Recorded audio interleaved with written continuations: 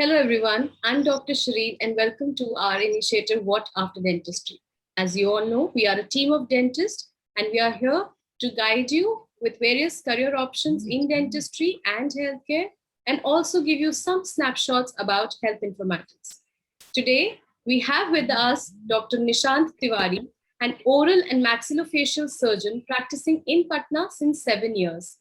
He completed his BDS from Manipal College of Dental Sciences in 2009 and then completed his MDS in oral and maxillofacial surgery in 2014 from Dr. Shamla Reddy Dental College, Bangalore. After completing his MDS, he worked as a senior resident in Nalanda Medical College, Patna for 3 years. And then he has also worked in ECHS Polyclinic, and now he's fully into private practice and consultations across clinics and various hospitals in Patna. He has also done extensive research work and has around 12 papers in his name. He has been giving several guest lectures with IDA and different pharma companies related to Platelet Rich Fibrant, common misconceptions among dentists regarding routine dental procedures, medical emergencies, etc.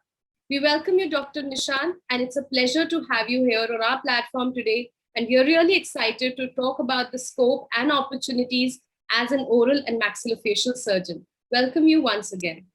Thank you very much, ma'am. So, before we get into the formal discussion about this particular field of dentistry, we would like to know more about you, about your journey. How has this been? And, what were your struggles and achievement when you started your career? You have already given a brief account of what my journey has been. Thank you very much for that. Apart from that, I would like to tell you that I was a tutor in Prostho for a brief period of 1 year in my parent college, Manipal College of Dental Sciences, Bangalore. And at that particular time, I could not get a PG seat immediately after my BDS. So there were quite a few of my batchmates who insisted that no, you should only study and just crack PG entrance exam. But I was of the feeling that I can't just sit and study for 24 hours. I was never a very, very studious chap. I was more into work. So I said, no, for time pass only, at least I want to work somewhere. So I worked in Prostho as a tutor. And that 1 year of tutor, ma'am, in Prostho, that has given me a lot of help in my routine clinical practice, especially as you know, most of the oral surgeons, they are so much into oral surgery that they tend to forget the basic dentistry after 3 years of PG. But somehow my part of my soul still lies in Prostho and especially general dentistry.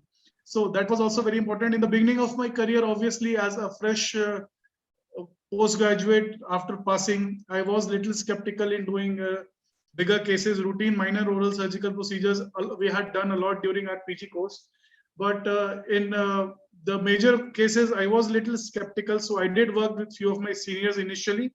And after that, I have been doing quite a few of the cases independently. Meanwhile, I was introduced to basal implantology, like conventional implantology we have been doing since ages. But I was introduced to basal implantology, which was a totally new concept, very different from conventional implantology. And I suggest all our viewers to even try basal implantology. It's a very new science. I shouldn't say new science, but a very different science from the conventional implants. And at times when conventional implants cannot be placed due to bone deficiency, basal implants can always be placed. It works wonders. So I suggest all our viewers to get some knowledge about basal implants also. Okay, I think that's amazing because, we generally know, as you said, about the conventional implants, but this knowledge of basal implantology, I think it's still a very new thing that, people should work on, especially if they're going into. It has been there since ages, ma'am. But only thing is that it was being used for orthopedic purposes. The orthopedic surgeons, they have been using it for fracture reduction since ages. But the same concept has been, or rather is being utilized in dental implantology, and it's really very different. Because when for the first time when you come to get to see a case done by a basal implantologist, you will say, what the hell has he done? Why has he placed such long implants? He has perforated the nasal floor, he has perforated the sinus. No, that is the way how it is done, and that is how we get results, and very good results. Okay, okay. I think so. All the viewers, if you're interested into implantology, make sure that you understand this aspect of implantology also around the base, which involves the basal implantology, as Dr. Nishant is mentioning. So now we would like to know, why did you choose oral and maxillofacial surgery as your interest area? I was very clear in my concept that either I will go for ortho or I will go for oral surgery. Now, my father is a MBBS, so I always had a dream to work in a hospital setup. So being an oral surgeon, I had a chance to work in a hospital setup. So when I got an opportunity, I cracked Karnataka CET entrance exam. So when I was getting an option of oral surgery, I opted for it. And fortunately, I was in dilemma whether to go for ortho or oral surgery. But at my rank, ortho was not available, so my doubt was clear. Okay. And it's great that we see the journey that you have. It's really great. So now we would like to know, like, if a BDS student wants to pursue oral surgery, oral and maxillofacial surgery as their masters, what are the traits that are required in a student to pursue this field? And how is the student like? How difficult or easy it is to pursue this field? Ma'am, during our times, the entrance was really very tough. But now, because the demand for dental post-graduation courses has reduced a lot, unfortunately, now it is not that difficult because many of the seats are lying vacant. But still, you should have a mindset to go for oral surgery specifically, because if you are going and getting into oral surgery, you should be ready to spend sleepless nights in OTs or in post-op wards. You have to give night duties, because in all other branches of dentistry, none of the branches you'll have to monitor a patient overnight in a ward. But in our cases, you have to do so. I still remember in our peripheral postings, I was posted in Nimhans, Bangalore on the 1st of January. Ma'am, I started my posting at 8 a.m. in the morning until almost 8 p.m. in the night. I was giving only sutures. And I don't think there is any part of the human body which I had not sutured. So I started, and even my friends started calling me a tailor after that day, because everything, more than 500, 600 sutures I had placed in one day. So you should have that particular enthusiasm to get into oral surgery. It's a little tough, a little scary at times, because in routine dentistry, you will never encounter an arterial bleed. A day in night duty, ma'am, when there was a mass casualty on a highway. So suddenly there was an influx of lot of patients, and there were this also happened in Nimhans only, ma'am. So there, everywhere trolleys were there. Now I have been suturing on one patient, and there was a spool of blood on the floor. So I just adjusted my feet according to that. Suddenly another trolley came from behind, and someone had pissed on the floor. So one part there is blood, other part it's urine, and I was just trying to make my place in between, somehow trying to manage things. Then you do get to do endotracheal intubation also in semi-comatose patients. So that is also very difficult at times, because you do see patients dying in front of you and you are literally helpless. You do try to save, but because most of the patients coming to us are road traffic accidents, and many a times time is a big factor. At times it is difficult, but yeah, that is how they make you mentally strong to face all such circumstances. Because at a later date in OT, at times things go wrong in a big way. Obviously things go right also quite frequently, but at times things do go wrong also. So the entire training, it helps you build your mentality in such a way that you are strong enough. Right, absolutely. So all you viewers, if you're watching this, please look at the traits that are required. If you really want to get into this field, you have to be on your toes all the time. You have to make sure that You might have sleepless nights, and you have to be very courageous. You have to be brave. And of course, every field needs a lot of hard work. So this field is no different. So make sure that you have these traits if you want to pursue OMFS as your master's after BDS. So now, Dr. Nishant, we would like to know, like, what are the various, career options that one can have after pursuing oral and maxillofacial surgery as their stream of work? Do we have multiple career options, and how can one start their career into this field? Ma'am, oral surgery is again divided into subspecialties, and there are different level of fellowships after post graduation available in our country, India. To name a few, you can do a fellowship in cleft. You can be a cleft surgeon. You can do a fellowship in trauma. You can do a fellowship in oncology. You can do a fellowship in implantology. So if you want to do exclusively cleft work, there are a few very good places where you can go and get a fellowship. But again, then you will have to limit yourself to exclusively to cleft or to oncology. It's not very easy to excel in everything. You have to choose a particular thing. Or people like me who preferred general dentistry and oral surgery, so I concentrate more into general dentistry apart in minor oral surgeries, pathologies, implants, and routine trauma cases. Mm-hmm. I think that's absolutely correctly what he's put. So oral and maxillofacial surgery is not just limited to your private practice or just practicing your surgical procedures that are being taught, but you can also, if you want, you can have subspecialties and work into that one area of subspecialty, as Dr. Nishant has correctly mentioned. So I missed out on orthognathic surgery also. That also has a very good prospects, because there are very few orthognathic surgeons in our country who are actually practicing. Right. And, if a MDS fresh graduate, how should he or she approach, clinics or hospitals for consultations? Because I'm sure this is also one area where, we need specialist oral and maxillofacial surgeries, surgeons basically, to do more complex or, more complicated cases. So how should they approach for consultations? A fresh postgraduate after finishing his MDS in oral surgery, like what I encountered, there were few people who were very willing to allow me to come and work in their clinic for specialized cases. But there were some seniors, or rather older dental surgeons, who think they are good in everything. I still remember one old fellow. Once I was giving a guest lecture in one of the smaller towns near Patna. That was a pharma sponsored guest lecture.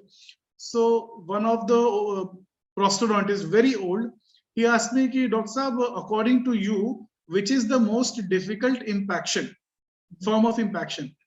I said, theoretically speaking, if you ask me, disc triangular is considered as the most difficult.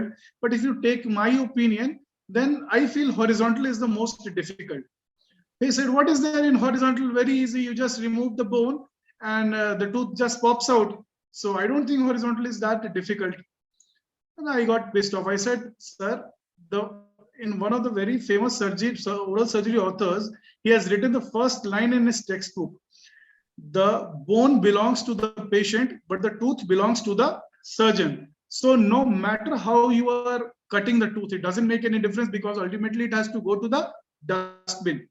But it's the minimum amount of bone which you should remove in order to remove the tooth successfully. So maybe he had been doing it since ages, but the amount of destruction what he was causing to the patient was immense. And obviously, even a recently passed out oral surgeon would have done better justice to the patient as compared to that older dentist. So I had an almost verbal argument with him, but ultimately it went off. So just wanted to show that no, fresh graduates will have little difficulties.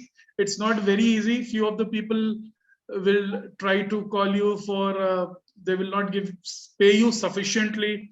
Like one very common problem what I encountered initially, that initially when you go for consultation, usually the clinic talks on percentage basis, as in suppose it is you are charging the patient 1,000 rupees, then a certain sum will go to the yes, to the consultant, and certain amount will go to the clinic. yes. Now, in this funda, that is how everyone starts practicing. But in this funda, I had problem because every other day the clinic will say, this patient is very poor, I have charged very less, or this patient is my relative, this patient is my doctor. I got so fed up that I said, okay, fine, now I'll stop this business. I don't care how much you have charged the patient. My charges are this much for this particular thing. No matter what you have charged, if you want to charge 1 lakh, charge it. That is your thing. My charge is this much. If you give me this much, then only I'll operate. Otherwise, I'm not bothered what you are charging. If the patient is poor every time, how is it possible that every time the patient is poor?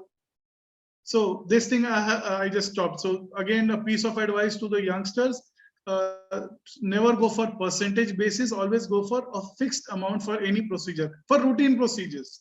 Like impaction is there, implant is there. These are routine procedures. Now, suppose the massive cyst is there. Obviously, the surgical charges depends on how big the cyst is, how much time it will. That will vary. But a routine impaction or routine implant or routine fracture case, the charges should be fixed by the consultant, not by the clinic.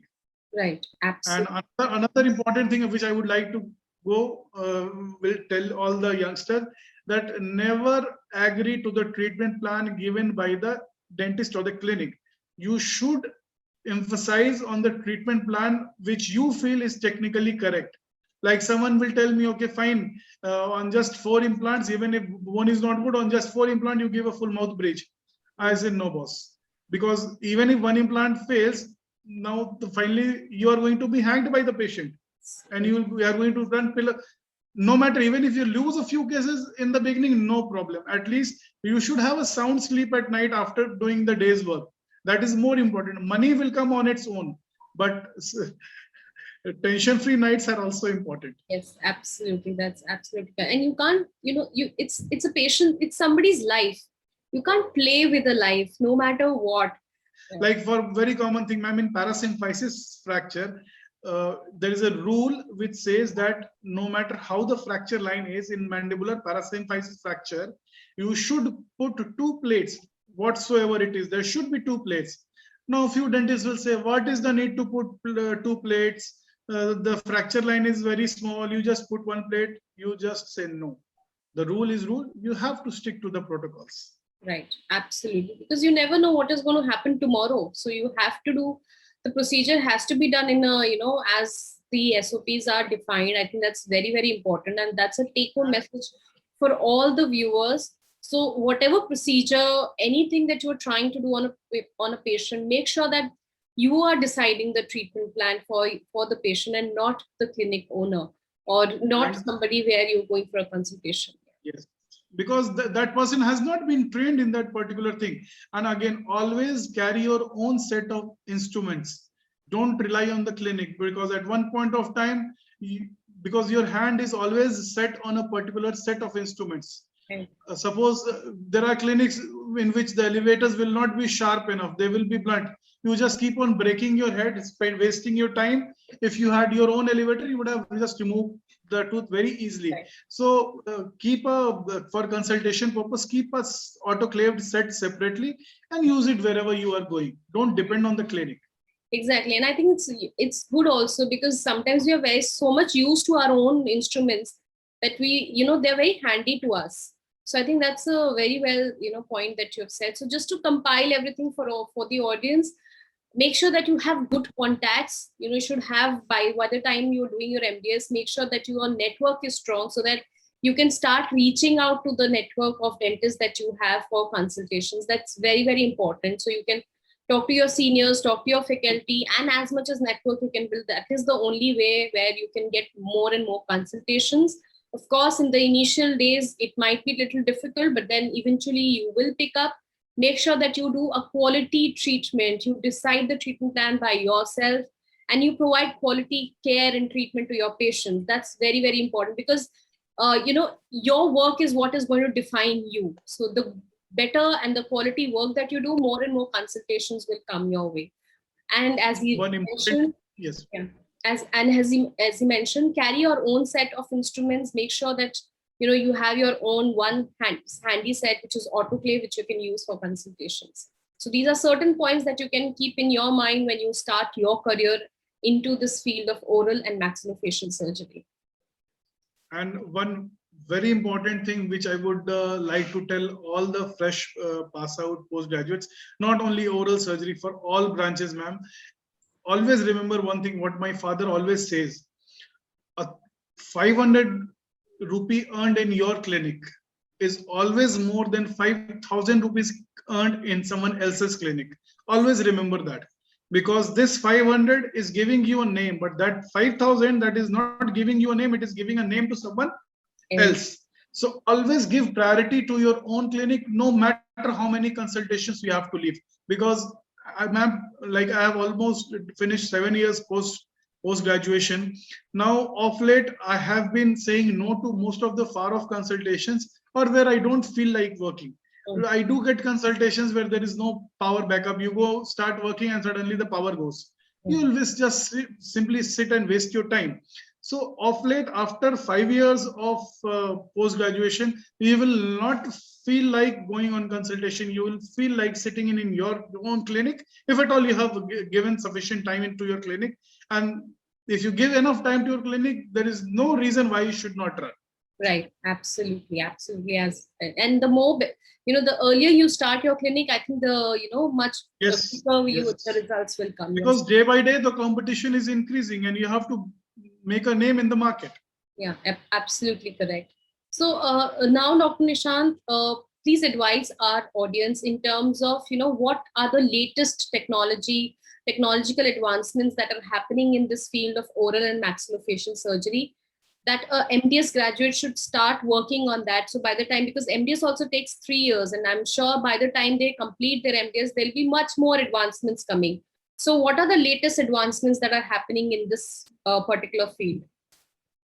Most of the latest advancements, the postgraduates are more aware about it than what because we are not able to conduct participate in as many conferences as they do. But still, there are few things which is very important. Like, for example, lasers. The postgraduate should be very well versed with the use of soft tissue lasers. Then, and then upcoming field is hair transplant. Oral surgeons are allowed to do hair transplants. So you can get a small 3 or 4 day course, and you can start your own hair transplant center as well. But again, it will be limited to bigger metro cities only, because in smaller cities, people usually, whoever has money to pay, they will tend to go to a bigger city and get it done.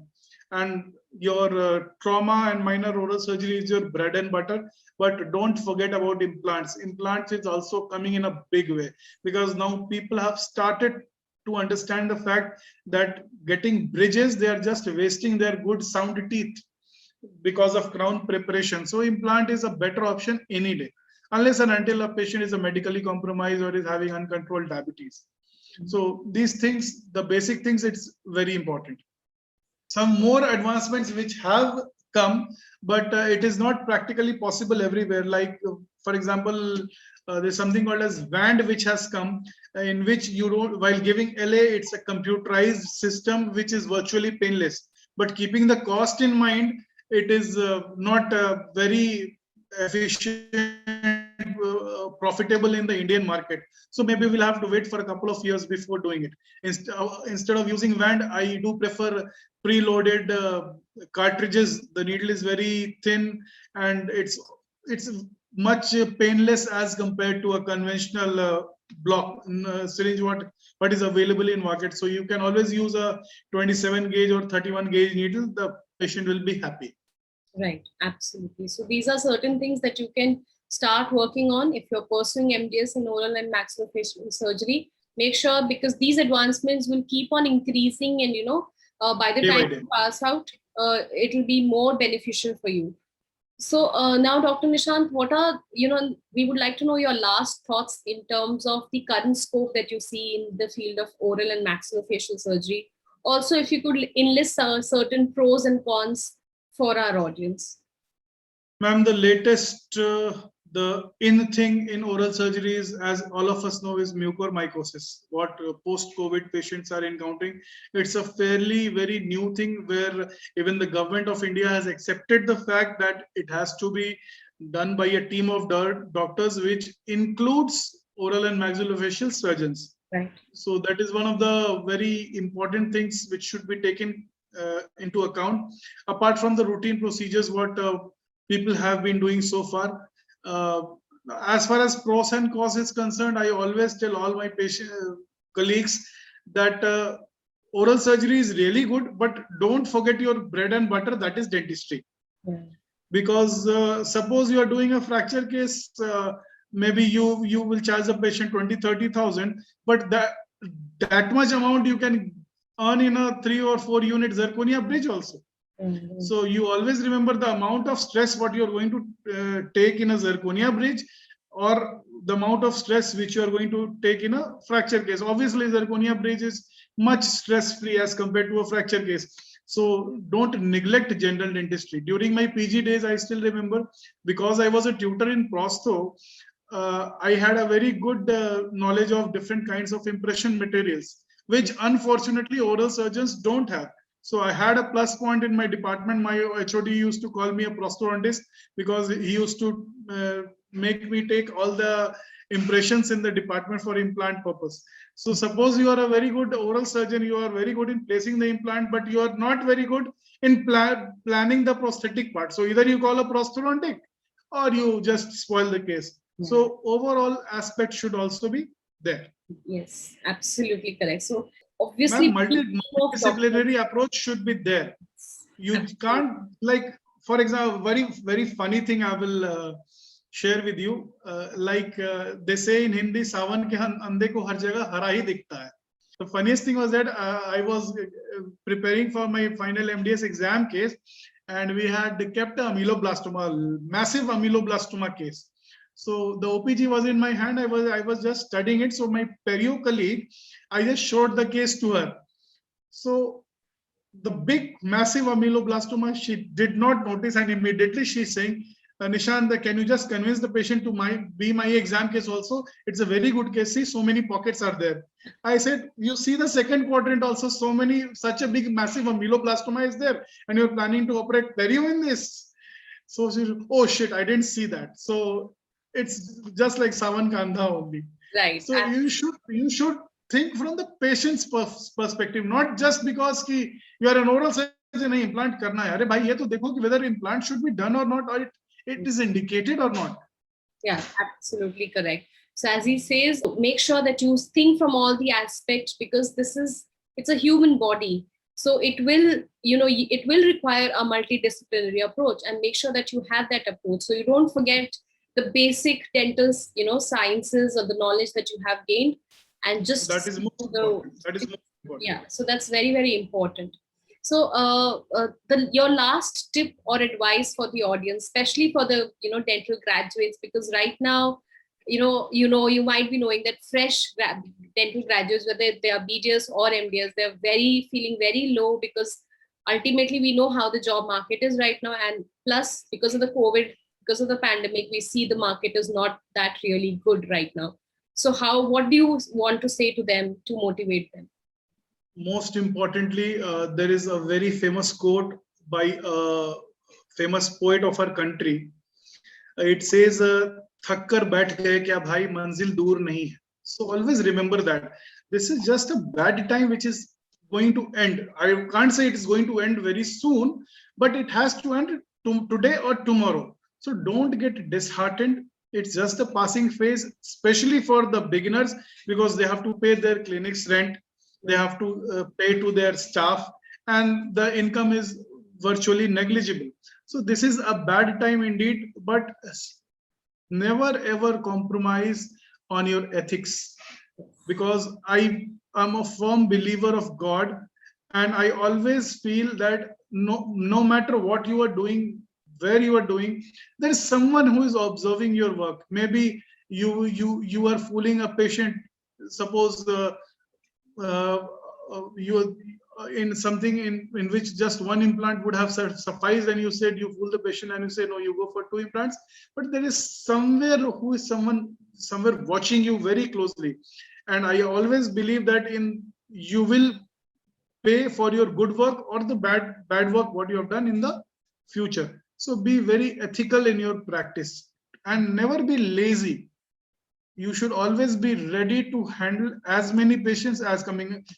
There might be days when in the entire day you won't get a single new patient, and there might be a day where you will not be able to have your lunch also. So be ready for both the days. Yeah. You have to pack your bags, tighten your belt, and be ready for every eventuality. Right, absolutely correct. So if you are watching this, make sure that you are not disheartened with this phase. As Dr. Nishant very correctly said, this is, phases do come. Always we do have good phases, bad phases in our life. So this is a bad phase, not for just for you, for everyone. And this will also pass on. Maybe, yes, it will take a little more time. You have to be patient. You don't dishearten yourself. Just keep on working something. Something will definitely come your way if you just keep working. You don't be lazy. And as he said, be ready for all the kind of days. You might have days when you don't have any patient at all, and you might have days when you can't even sit and have your lunch. So you have to be ready for both the kind of days. You have to be ready for all the kind of situations. So thank you very much, Dr. Nishant, for coming on our platform today and sharing such wonderful insights about this field of oral and maxillofacial surgery.